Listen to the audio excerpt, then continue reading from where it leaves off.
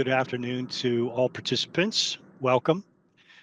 Before I start our webinar today by introducing our esteemed panelists, I wanted to go through a few housekeeping matters, and I'm going to advance the screen a bit here. First off, I wanted to ensure that I said this disclaimer live.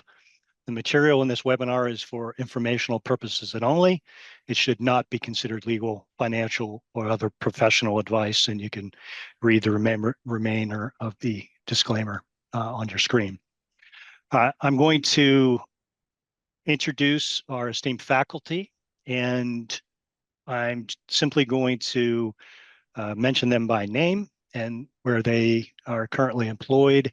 Their full bios are included both at the end of this presentation, this webinar, and also online at the Financial Poise faculty bio section of the website.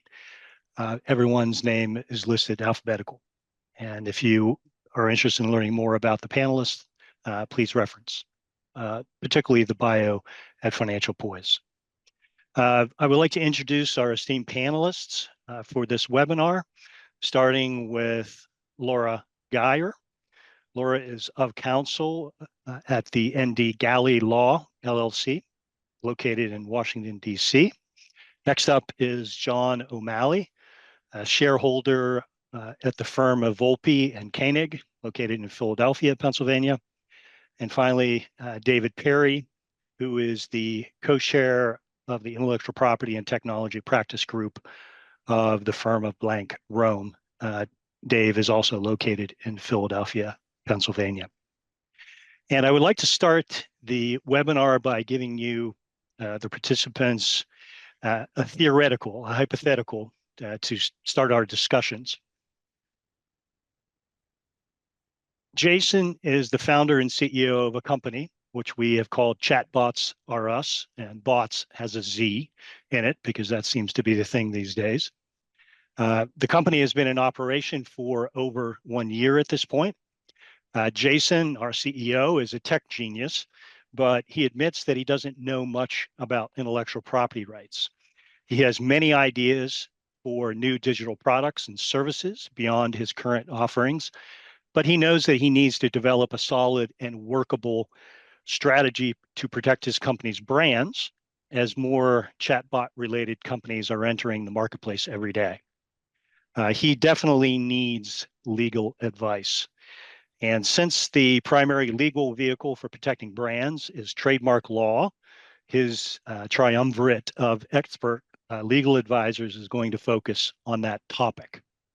So I'm going to start off the webinar by asking Dave, what does trademark law protect?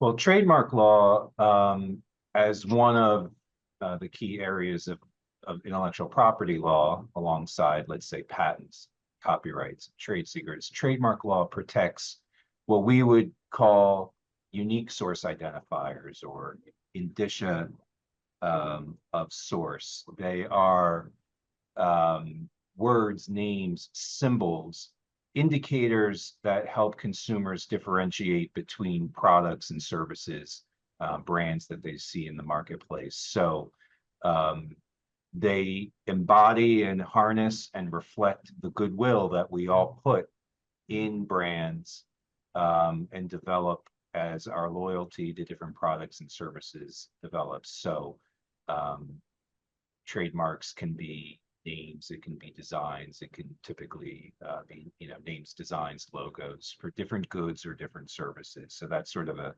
overall view of what we're talking about with trademark law. Excellent. Laura, what are the different types of trademarks available? Well, considering that a trademark is maybe best thought of like an English pub sign, it's something that tells people instantly, oh, this is the beer that I can have under the king's hat or whatever it is. So you want a trademark to ideally be strong. And so from a legal perspective, trademarks exist on a spectrum. And that kind of runs from descriptive through to coined terms. So a descriptive mark, well, first off, they're generic terms that cannot be the subject of a registration if they're being used in, so like apple for apples. If you're running Laura's apple cart, you got to use the word apple. So, but on the all the way on the other side of the spectrum, Apple for computers, Apple has nothing to do with computers except for billions of dollars of ad spend. So that's on the other side. So anyway, generic terms can't be registered. Descriptive marks are marks that to a certain extent describe either the good or a quality of the good or service. So, or it could identify geographically where goods are from. So for example, American Airlines is a not famous, but very descriptive trademark. You'll see things like speedy cleaners or fresh and hot rolls or something like that. Those can be trademarks, but they're not terribly distinctive. So descriptive marks. Then there's suggestive marks, and suggestive marks give kind of a sort of a feeling about something about them. That's why they're called suggestive. So a suggestive mark is just something that might contain, you know, something that if it's to do with like if it's to do with cleaners or something, it wouldn't be cleaner, but it might be, in fact, a judge once found that joy was suggestive cleaner because cleaning makes people feel so happy. And then all the way to the strong end are things that are made up, like Exxon or Xerox. Those are words that mean nothing except lots of ad spend. And then there's then there's things that are arbitrary. So like Apple for computers. Yeah, I guess that covers it. So these are arbitrary marks or names that would have a common meaning or might be generic in another context, but have nothing to do with the good or service that they're used with. Like camel, apple, lotus. John, following up on Laura's comments, what is the difference between goods and services, and what are some examples of each in the trademark context? Sure. The whole the idea of goods and services is it's very close to the heart of trademark attorneys, because in order to properly administer the trademark register, all goods and services are divided up into 45 different classes, and and goods are in their own classes and services are in their other classes. So for example, clothing would be in one class and retail store services are in another class. So generally speaking, goods are something tangible products. So that could be physical products like a guitar or sneakers. Services are kind of activities or expertise provided to people. So that could be guitar lessons or shoe repair. And then you have some kind of different areas or kind of more borderline where you have downloadable software, for example, is considered by the trademark office to be a good, and we call it class 9, even though it's intangible. But when you're thinking of this, just you're thinking of when you're talking to your attorney, or you want to be able to identify for the attorney what if something's a product or an experience, and then they can help you come up with the appropriate description of those goods or services that'll be acceptable to the trademark office. So, John, in the context of our hypothetical company, Chatbots R Us, and Jason is asking, what would be considered a product, what would be considered a service? Can you just close the loop on the definition for us? Yeah. So say offering the chatbot on the internet, or as a software as a service. So software as a service is a service. So that would certainly be a service. But to the extent that the chatbot is, available, is downloaded into an app, in that situation, it could be a good as well. So it could, in this situation, potentially you would seek protection for the downloaded software and the online or cloud-based software. Excellent. Thank you. Dave, aside from words, names, and logos, what else can be trademarked? What are some examples of each? Well, of course, the first one I mentioned was words. I guess there's a variety of species of words, so you can have taglines or slogans. Famous ones like "Just Do It" or "We Bring Good Things to Life." Those are really just, I guess, species of word marks. Some countries actually outside the US aren't too keen on slogans and don't kind of view them in the same caliber as typical trademarks for goods and things that you see on the shelf of the store. But beyond that, you have trademarks that we're all familiar with, such as colors. Robin's Egg Blue for Tiffany, or brown that is used by UPS. You can register trademarks in colors, not in gross, you don't own the color per se, but in connection with certain goods or certain services, colors can be protectable as well. John Deere with green and yellow and combinations for tractors and farm equipment.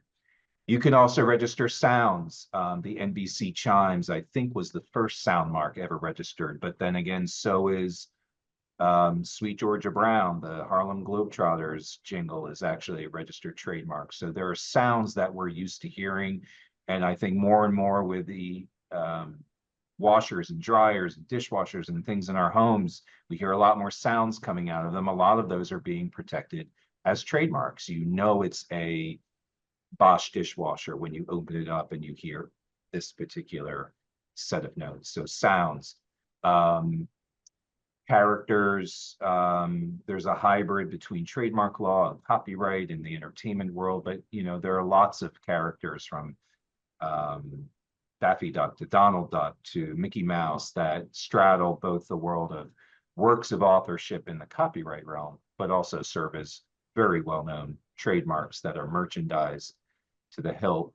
And of course, you can also have trademarks in configurations. There are very famous shapes of packages. I always think of like the egg that pantyhose get put in, or the shape of the Coca-Cola bottle, or the shape of a Hershey's Kiss.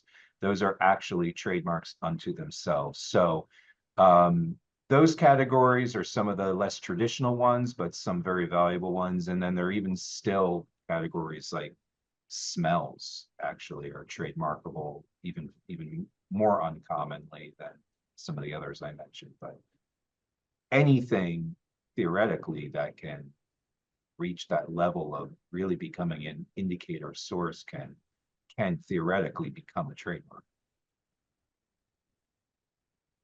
Thank you, Dave. Laura, Chatbots R Us is planning their 2026 product line, and our CEO, Jason, knows that his marketing team should come up with a collective brand name for their upcoming product lines. What factors should they consider before deciding upon a new brand name? Well, first, I'm always delighted when the client calls and they're calling before we're doing a big launch, because the first step really is going to be to try to, from the outset, pick a distinctive brand that isn't stealing from someone else or confusing with someone else or anything like that. So basically, they should consider things like they should consider things that maybe suggest something about the business without actually directly describing it. An example of that kind of mark is, like Microsoft for software.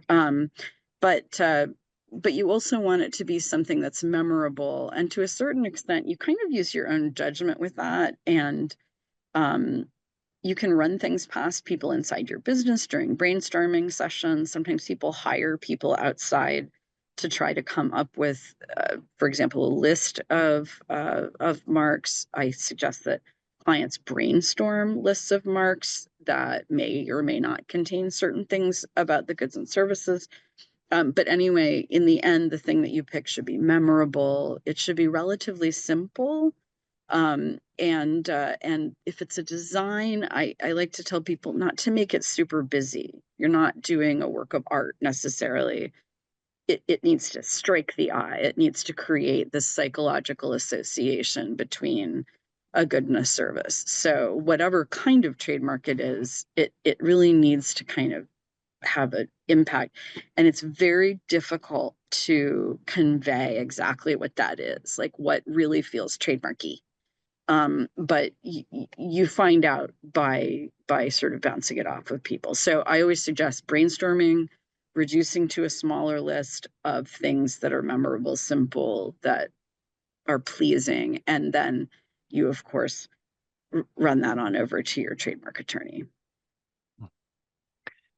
Well, I'm gonna follow up on what you just described because it's very people-centric. And I hesitate to raise this question, but I'm gonna go boldly forth. Chatbots R Us is an AI-driven company, and as such, Jason advocates for the use of generative AI in everything his company does. And his marketing team wants to use generative AI to help them choose, develop, and create new company brands and trademarks. Is this a good idea or a bad idea? And if generative AI is used, then what could possibly go wrong or right? And I'll open up to all of the panelists.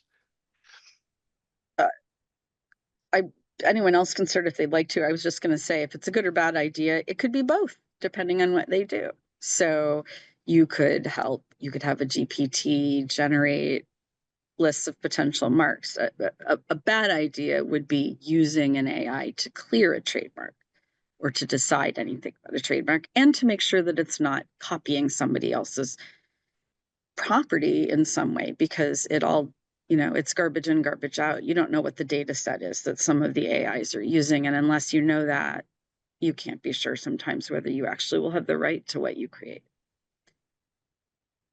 Dave, what's your take on this?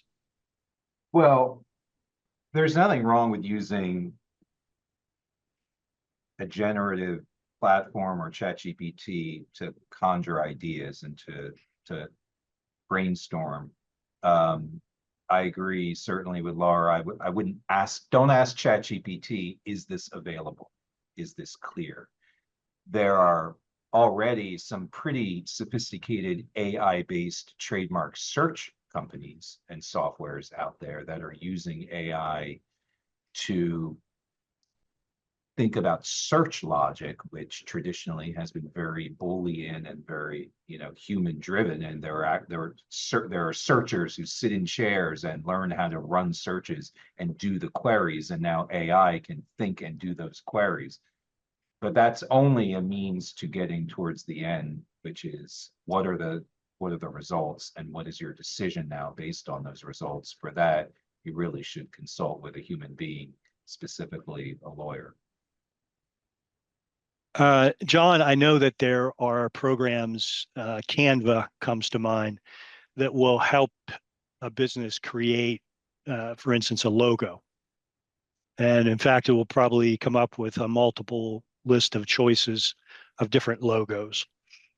And there are a number of different companies that do that sort of work, and they all have different use restrictions. Can you maybe touch a little bit on that process? Looking at the rights of the companies that create these logos on your behalf and how you would use them and clear them, as Dave has said. Yeah, so that falls under kind of the copyright area of IP, and it's kind of tricky there because first of all, if a third party, even if they're not using AI, if they create a graphic for you or logo for you, if they don't assign that logo to you, then you don't own that logo for use in your business. So you always want to, first of all, you always want to make sure you own whatever logo you get from a graphic designer or a company like that. When you introduce the AI function to it, it adds a further complexity because something created by the AI may not be copyrightable, so the company may not really have rights that could be assigned to you. So that's another complication to consider. And then depending on how the AI, the generative AI works, they may be pulling from already known designs out there, so you don't know for sure if what's been created was influenced or suggested by something that the AI pulled from the internet. So there's a risk that you could be being suggested something that the AI found online and just they may have tweaked it a little bit, but it could still be a copyright infringement. So there definitely risks, and you want to make sure you look at terms and conditions and make sure you understand those risks before using any kind of AI in that sense. So I think I could distill that down to use but verify. Exactly, yes. So let's jump back into the trademark realm again. And John, and I'll stay with you. If Jason, our CEO of Chatbots R Us, creates, along with his marketing team, a particularly unique but functional product design, then will he be able to trademark it? I guess the short answer is probably not. To the extent it's functional in the sense that it affects how the product works, or is it essential to its use, or provides a competitive advantage in terms of function, like for use, being able to use, helps the product. Those types of functional features aren't protectable under trademarks. They're really something that, if it's protectable at all, would be something you would look into get coverage for a patent. In terms of something that, if it's a product design or trade dress or something like that, if it's non-functional and it's and it offers a distinctive design element, and the example trademark attorneys often use is the famous Coca-Cola bottle. So that is something that's considered a design, non-functional, and it's something that's protectable. But if you if it had a specific other feature, to specifically make it easier to hold the bottle while you're running or walking or something like that, if that functional feature, that wouldn't be protected. Okay.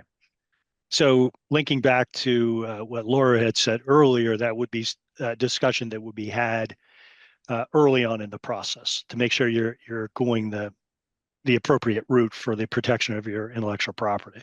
Exactly. Sure. Yeah. So you would definitely want to speak with your attorney to see, first of all, to determine, to make sure that it is function, make a determination whether it's functional or non-functional. And sometimes there, a lot of cases, there's gray areas, and you may be able to come up with an argument that something is non-functional, but you should, before seeking protection and spending the money, you should understand the risks associated with that. Thank you. And if I can add also, I mean, there have Sure. been pitched battles over whether, ribs on a bottle, when taken together with other elements, are non-functional, whereas the ribs themselves, as you said, might make it easier to hold a bottle, or if a bottle has hips, to not drop it under certain contexts. But sometimes a combination of functional elements will be protectable. Okay. Laura, let's stay with you. Jason, our CEO, has registered the domain name for Chatbots R Us. Does he still need to seek trademark protection for his company's name? Yes, a domain name can incorporate a trademark. If a company is so lucky as to be able to nail down the .com that is actually, chatbotsrus.com, then yay them. But standing alone, a domain doesn't represent a trademark use. It can be like cars.com, just super descriptive, but has been held to be, or booking.com. There have been several .com trademarks that have been allowed to register, but generally not. They're related. They can, a domain can incorporate a trademark, but it's not the same thing. So yes, they should do both. Nail down the main domain name and register the trademark. Now, Yeah, sorry. Just a follow-on question for you, Laura. Jason has been using his current business name for more than a year now. Is there still a need for him to Yes. obtain a trademark registration? Yes. Even though you don't need to, in the US, trademark rights stem in the first instance from use and not from registration, but a federal registration confers this nice bundle of sticks, sort of a legal presumptions that are very, very helpful in the event of a dispute. So, for example, if you have a federal trademark registration, then you have presumptive nationwide rights in a mark. You have the right to use the circle R that we all love.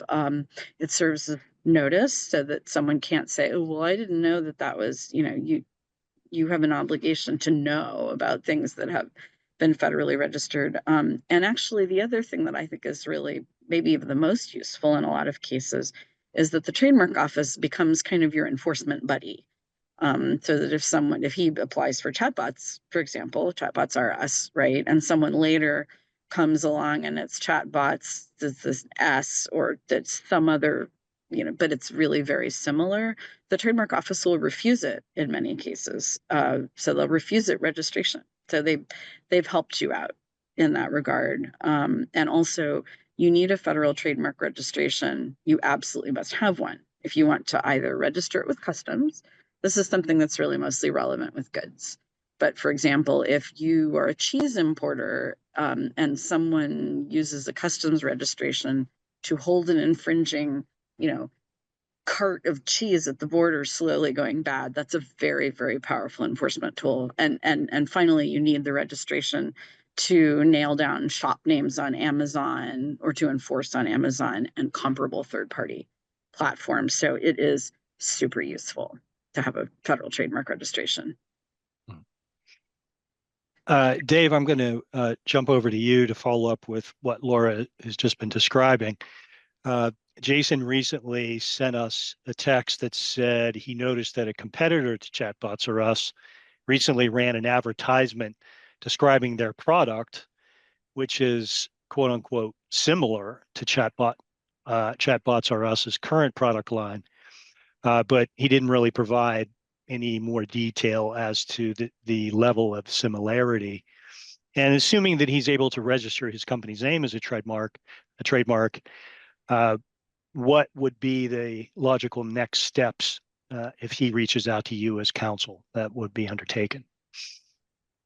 Well, the notion that it's been registered to me is sort of separable from the question. Trademark law, like copyright law for that matter, tolerates fair use. When you have a trademark, whether it's registered or not, you can't keep it out of the mouths of the consumer or competitors completely.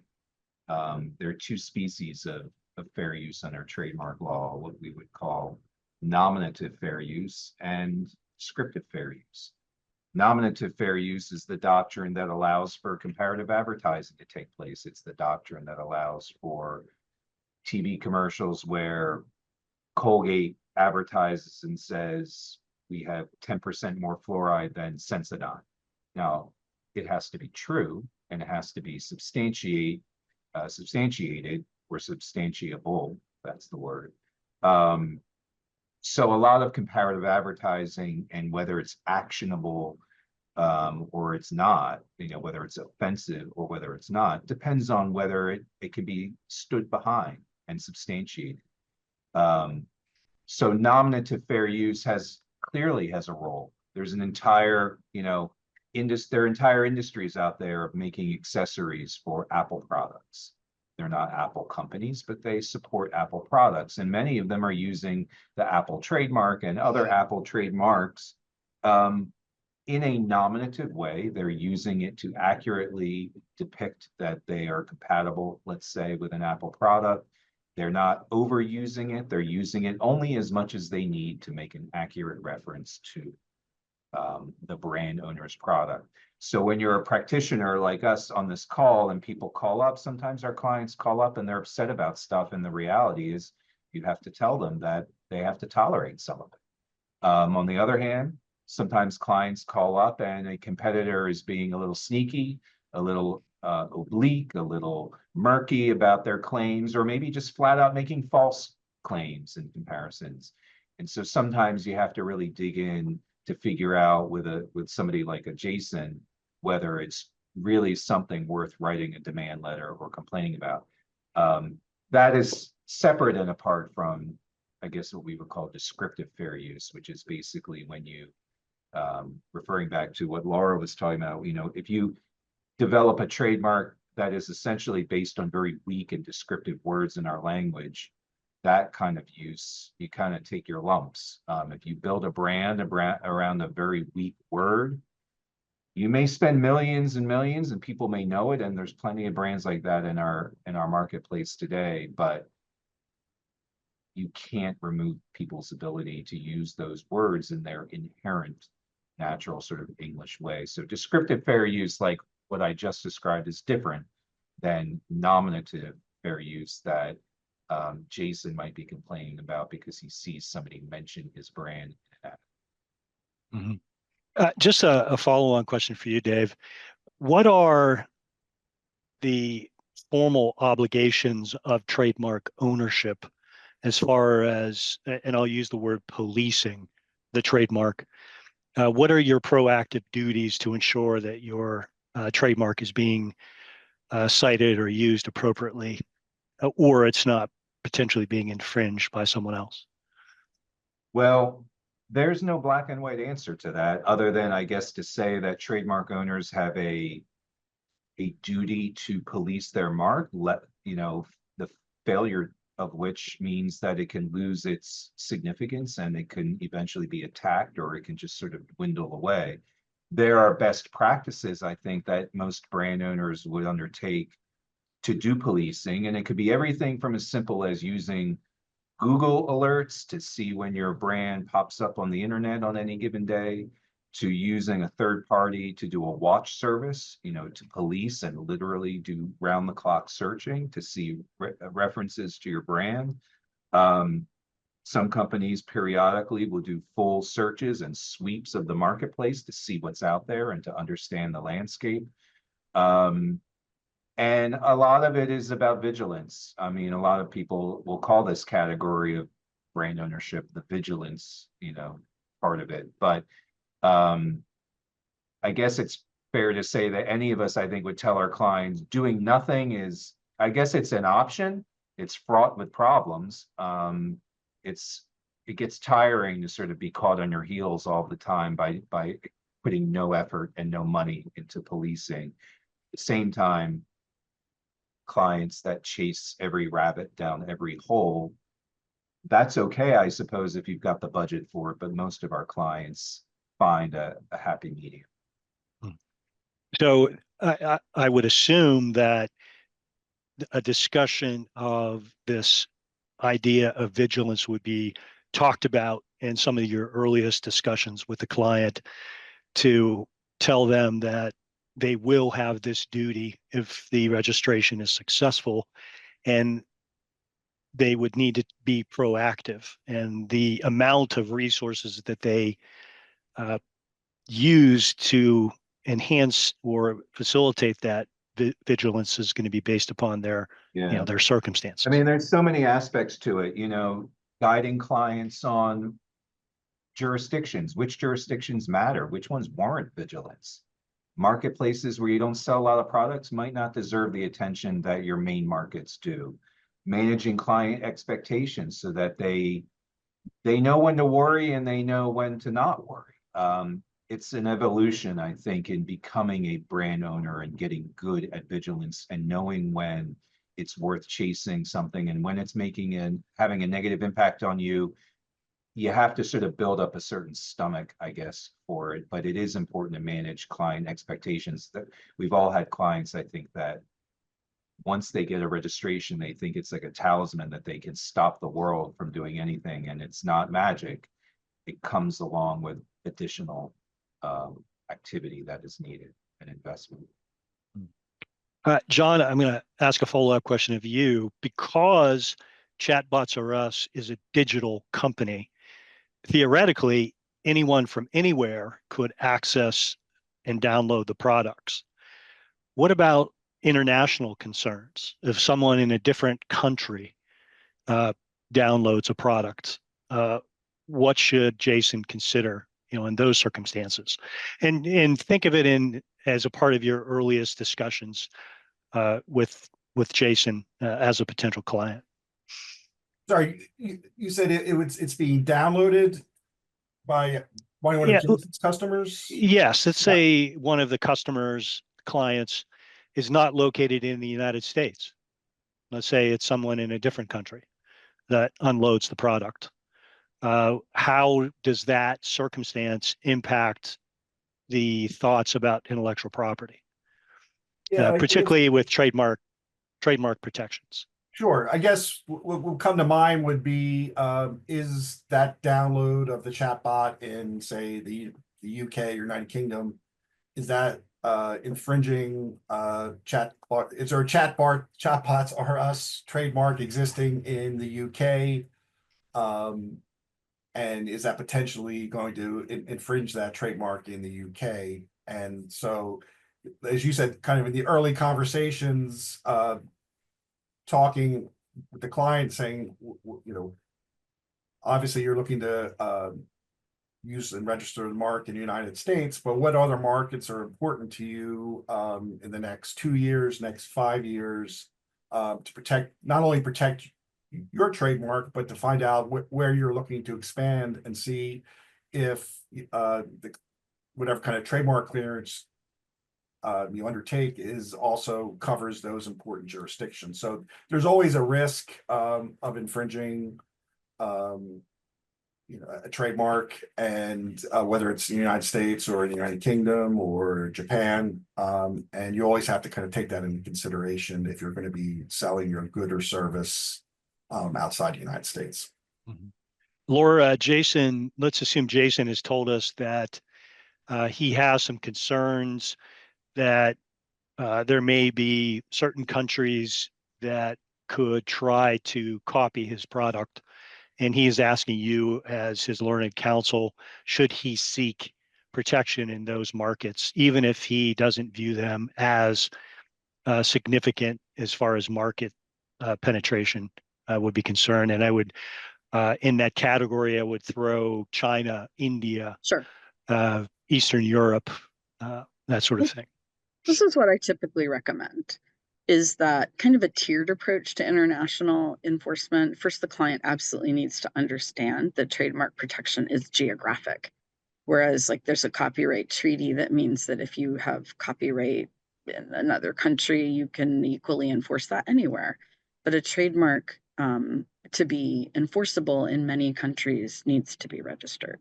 So there's this question of whether you want to bother registering it at all. And the places where you want to register are A, where you think you might actually be making an active sales effort.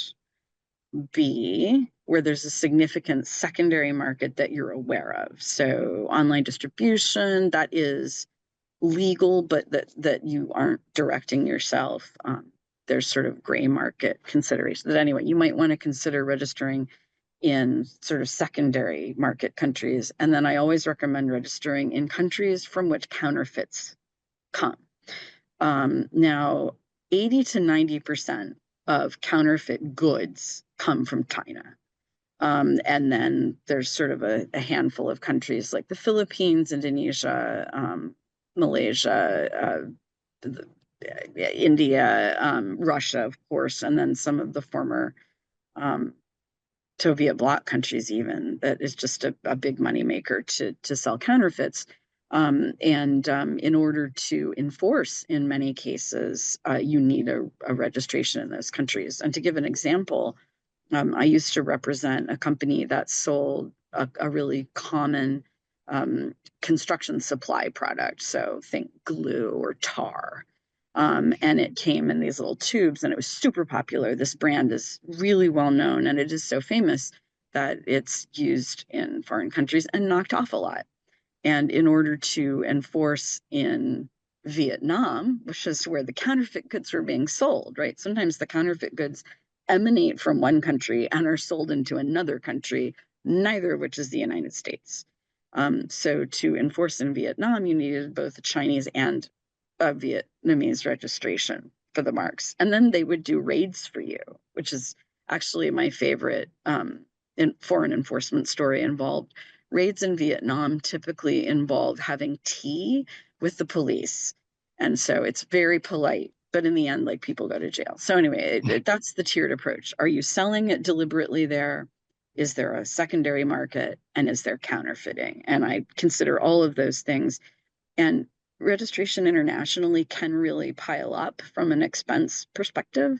There are a couple of different ways to do it. You can do it out of the US in a system called the Madrid Protocol that I won't go into, but you can do it based in the US as an initial matter, or you can file directly in those countries, and it can range into the thousands. So if you're talking about Chatbots R Us, it really depends on how much they want to set aside. You could go into a jurisdiction where you get a lot of bang for your buck, like registering in the EU, for example, covers all of the member countries of the European Union. So that gets a lot of countries with one blow. So that's how I would sort of stack it. And then I would revisit the issue. I would like docket a reminder once a year. Where are we selling? Are we expanding? And revisit that. I would assume in the early discussions that you would have with Jason, our CEO, you would talk about where the product line currently is and what perhaps his 2 to 3 to 4 year strategic plan for rollout development. Where does he think it's going to be going in the future, knowing that this is a hyper competitive environment?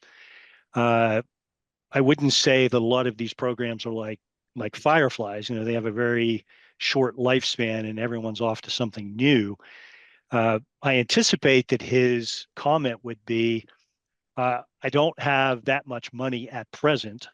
Hopefully in the future it will be much more successful, and we will have more resources at that time to be more thoughtful about protection, with the idea that perhaps the brand becomes as important or maybe even more important than the technology itself, because there's going to be so many competitors that has to be a part of his strategic plan, vigilance, as Dave has termed it.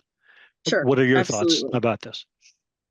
Oh, well, I mean, just that the good itself, whether that's a computer program or beer, is by itself not unique generally, or over time might not be unique. So the brand is sort of everything. It's like how everybody has a favorite brand of peanut butter usually, and some people would defend that to the death. The important thing is the brand, and to watch it and to protect it. And that's actually where your friendly neighborhood trademark attorney can be helpful, because many of us have a large network of international colleagues who we can bounce things off of. Whether something is being used heavily in another country by another party, even legally. So you can always start with your friendly neighborhood trademark attorney. Terrific. John, I'm going to jump over to you. The council, the three of you have been providing Jason with such fantastic information. He's actually referred a friend of his to you. Her name is Carolyn. She is the CEO of Crazy Smart Kids with a Z, a new startup company that creates unique scientific toys for kids for use in the homeschooling market and just for general fun. Carolyn thinks that by registering her company name with her Secretary of State, she has trademarked her name. Is this true? No, we get that a lot actually in the trademark world, either from existing clients, or sometimes when you send out a cease and desist letter to a third party and they say, well, I have it registered in Pennsylvania, so I'm okay. So generally, when you register with the Secretary of State, you're just creating a legal business entity in that state. There are no trademark rights associated with that. Because trademark rights come from using the trademark in commerce. That's the basis of it. And then if you want to have trademark rights throughout the entire United States, you get a federal trademark registration. And like I said, just using a business name and a purely business name doesn't generally create trademark rights, especially not with the Secretary of State. And in fact, a lot of companies register with the Secretary of State and never actually do business. So if Carolyn's looking to protect her trademark, clear her trademark, then probably federal registration is definitely gives the strongest protection that she could acquire. Mhm. Now, during your conversation with Carolyn, let's assume that she's told you that I've already started using my name that I want, Crazy Smart Kids. Is there anything she can do at that point that you would suggest, particularly related to searches and clearances, before she gets too far into using it? Yeah, I would definitely advise her, Carolyn, to be before she spends too much investment in building her brand to conduct a trademark clearance search. Because there's risks associated with using kind of an uncleared mark. There's always the risk of legal disputes and infringement damages, which can be significant.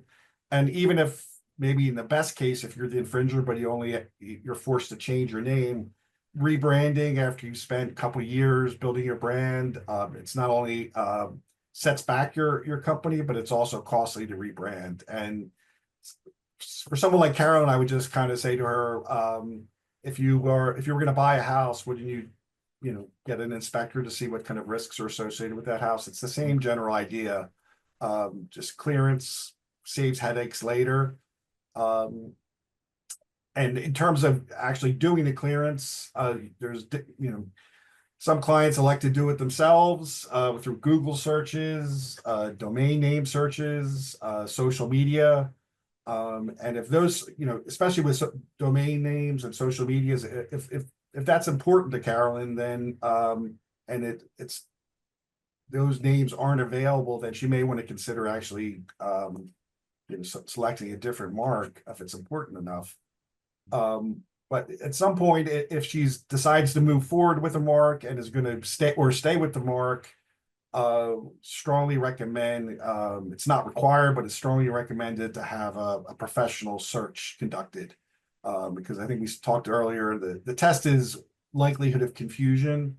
And there's a lot of different factors that go into that. And this is where tooting our own horn is having a lawyer involved is helpful, because the likelihood of confusion analysis can be complex. And for example, we'll have clients tell us, oh, they're starting a beer brand, and they said, oh, we searched and we didn't find any beers that have the same or similar name, but they didn't search for wine, and there could be confusingly similar trademarks in the wine area. And generally speaking, wine and beer are considered related products. So in those situations, the trademark might not be available, even though the goods are different. So that's where the expertise and experience of a trademark attorney can be really helpful. Laura, let's assume that Carolyn has done a kind of a quick and dirty search, and she's found another mark that's simply Smart Kids with a KIDS. And she comes to you and says, Laura, is my mark Crazy Smart Kids with a Z different enough to be able to register in view of Smart Kids? Smart Kids, this is where there's some of my favorite overlapping parts of trademark law. So the Smart Kids ZS is not generally going to be regarded as a significant difference. So if the two marks that were competing were just Smart Kids with a Z versus an S, there would be not a large difference between them. So if the services or goods are the same and the only difference between the marks is an S versus a Z, it's a sound alike. So even though it's a tiny difference, but putting crazy in front of it in a vacuum, like Crazy Smart, because Smart Kids by itself is very descriptive of elements of something that are aimed at smart kids, right? So Smart Kids toys, that's going to be a descriptive trademark. Putting crazy in front of it gives it maybe some more, it gets more colloquial, like that's crazy smart, it's crazy good. Adding crazy to it though, when there's an existing Smart Kids versus crazy smart kids, just having one word different doesn't necessarily distinguish them. Sometimes that can be assumed to come from the same source and just be like a different product. So really, it depends on a number of factors. How similar are the services? There might be other differences between the marks, but standing alone, if I'm looking at a trademark that's got two effectively matching terms, then I'm going to probably suggest that they think about something else. Or even that smart kids is pretty descriptive. You might want to consider having, crazy something different kids. The kids itself, again, the Z versus S doesn't make much of a difference. Generally, there's sort of the sense of whether it's the same or similar in overall commercial impression. And there are circumstances where a Z or an S difference might matter, but generally it's not going to matter. Okay. And this certainly plays into what John has described in having these early discussions, the importance of doing a search and clearance to avoid, downstream problems. Well, and I think also the important thing is that a lot of times a client will think that I've searched it, or I clear it, or I know for sure that there isn't a problem. And it turns out that, yeah, they're noticing a difference, but the difference isn't significant from a legal perspective. So that's why it's always useful I realize we're really doing a hard sell here on using trademark, expert trademark assistance, but really this is what we do for a living. And so it's a specialty, and a regular consumer couldn't necessarily even be expected to know what goods are related, like wine and cheese are related. You wouldn't necessarily guess that. Or, keychains and shoes might be related. And also at that point in the conversation, a lot of times you have to remind the client or the entrepreneur, the goal, going all the way back to maybe your first question, the goal is to be unique. The goal is to stand out. Why would you want to be in this crowd? We can have all the academic discussion we want about why yours is different and how I think maybe we could skirt by it and maybe even persuade an examiner. But at the end of the day, not everyone out in the street who's buying your product is that cerebral about the whole exercise. So maybe you need to stand out a little bit, do yourself a favor and listen to us when we tell you sometimes you can do better.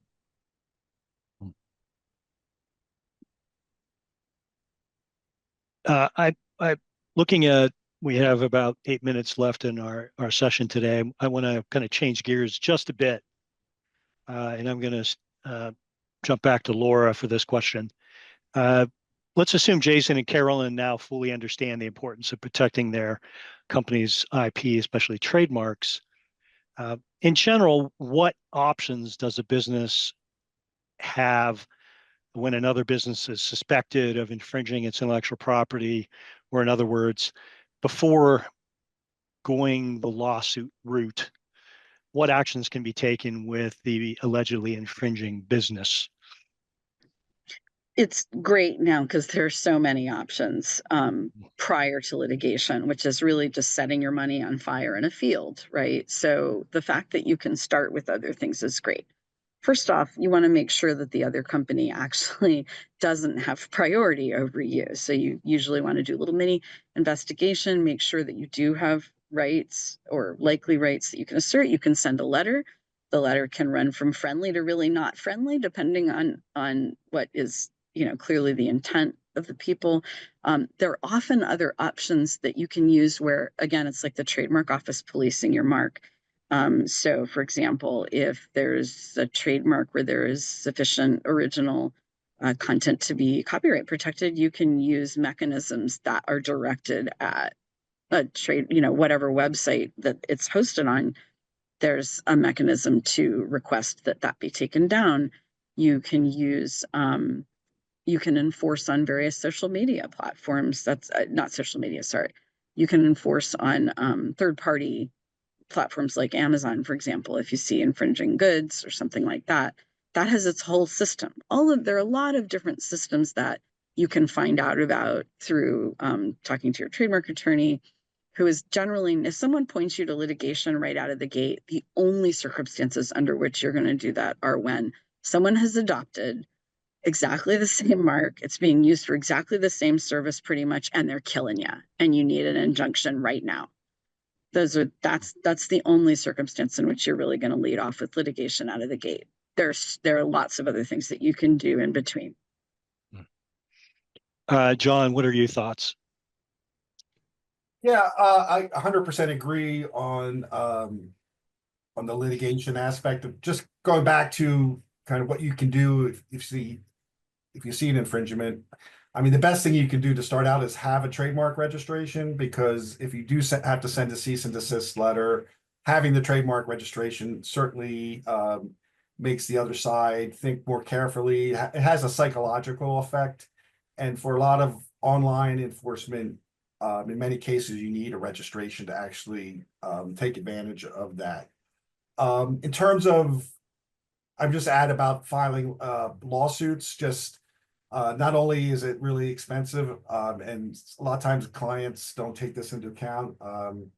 I've heard millions for defense, not a penny for tribute, and then you're 6 months into the case and it's a lot different.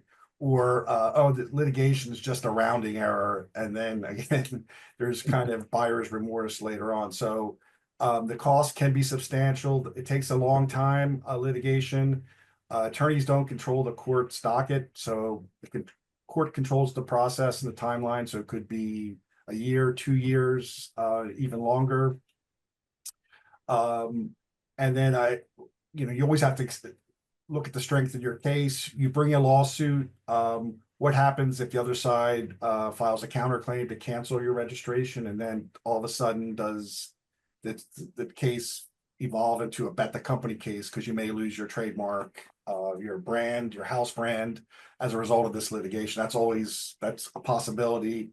And the other thing to keep in mind is, once you file a lawsuit, it's not always difficult to exit a lawsuit, because once you've filed, the other side answers, they have leverage over you. And there's also surprises come up during litigation. And one big surprise sometimes is if the other side, you go into, you think you're the bigger party, you may have leverage in that sense, and then it turns out the other side has IP insurance and they're more able to fight you and they have less incentive to settle. So I would just say, don't go into litigation, like as Laura said, unless it's important to your business and unless you're really prepared to take it to the end, because it's costly and there's no guarantee of success. So I guess what you're saying is litigation should not be driven by ego. It should be driven by the circumstances. Exactly, yes. So just maybe stick with you, John, for a second, then I'm going to let Dave have the last question. If someone approaches Jason and says, I think if we join together, if we bring our two companies together to form a new company, which would involve licensing of intellectual property, creating perhaps a third entity, are there any details that would be important from a trademark perspective in that regard? So to be kind of a new owner of the trademark, or yeah, what would happen to the trademarks if a new entity is created? Yes, it's important that the trademark be assigned with the goodwill symbolized by the trademark. So if that doesn't occur as part of the transaction, depending on the legal structure, it may or may not happen automatically. So there may need to be an actual assignment of the goodwill. Mm-hmm. And if that doesn't occur, the assignment could be considered invalid or could jeopardize the validity of the trademark. And then in terms of licensing, let me step back for a second. If there's an intent to use application involved, that raises a whole nother aspect. You could cause invalidity if the trademark's assigned before there's been a statement of use. So that's something you would want to consult with your attorney. So I guess in summary, you want to consult with your attorney and not engage in an assignment or other transfer without talking to your IP counsel to make sure all the I's are dotted and the T's are crossed. And Dave, I'm going to give the last word to you. If there was one piece of advice that you would impart to Jason, our CEO, and Carolyn, what would it be? About any of this.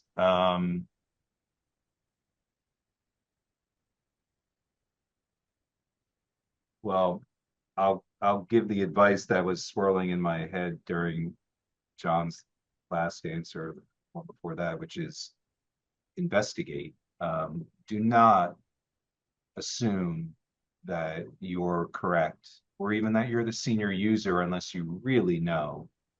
If you don't know, you have to investigate the facts. You know, you do not want to go barking up trees, doing demand letters and getting upset only to be sort of slapped and find out, like John said, there are surprises, and there's nothing worse than the surprise of finding out that perhaps you're not the senior user that you thought you were, or you didn't know the market and didn't know that they had use. You didn't know about it, but if you had searched, you might have found that it was out there all along, and perhaps your rights are junior to theirs. So there's so many pieces of advice in all of this in terms of managing expectations, but when it comes to enforcement, one of them is definitely you have to be very, very careful before you stick your neck out. Take enforcement very carefully. I think we've all had clients that have just gone off and sent emails and they think they're going to get the result. And then when it gets squirrely and then when it gets difficult, then they call us, and now you're making up for lost time, and it's difficult. So do your diligence and don't make assumptions that the way you see the marketplace is necessarily accurate. Thank you, Dave. And with that, that concludes our webinar. And I'd like to thank Dave, John, and Laura for their participation today. We thank you very much for your time. I would encourage the participants to consider participating in the future episodes in this series related to intellectual property, buying and selling IP, which takes place in April, and legal issues for innovators and inventors, which is in mid-May. We'd also like to thank our co-producer of today's webinar, the National Law Review. And with that, we will sign off. Thank you very much to all participants. Thank you. Thank you. Thank you.